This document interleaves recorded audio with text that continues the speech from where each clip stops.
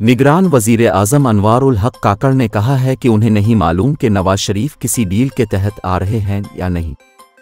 निजी TV channel को दिए गए इंटरव्यू में निगरान वज़ीर आज़म ने कहा कि सदर ममलकत ने अपने ख़त में इलेक्शन से मुताल्लिक तजवीज़ दी है, फैसला नहीं किया। इस ख़त की ज़रूरत से मुताल्लिक सदर ममलकत बेहतर जवाब दे सकते हैं। सदर ममलकत की इलेक्शन से मुताल्लिक राय और पोजीशन है, सदर की एक राय है और उनका एक सियासी जमात से ताल्लुक़ भी है। उन्होंने कहा कि खैबर पख्तूनख्वा और पंजाब की निगरान हुकूमतें कानूनी हैं और निगरान सेट अप का मैंडेट कानून के मुताबिक हुकूमत का निज़ाम चलाना है।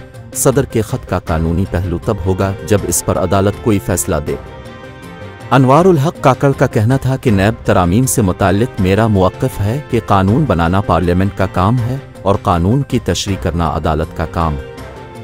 एक सवाल पर निगरान वज़ीर आज़म ने कहा कि बिलावल भुट्टो ज़रदारी के साथ हमारा अच्छा ताल्लुक़ है। बिलावल भुट्टो ने जो तहफ़्फ़ुज़ात अवामी सतह पर उठाए उनका हक़ है।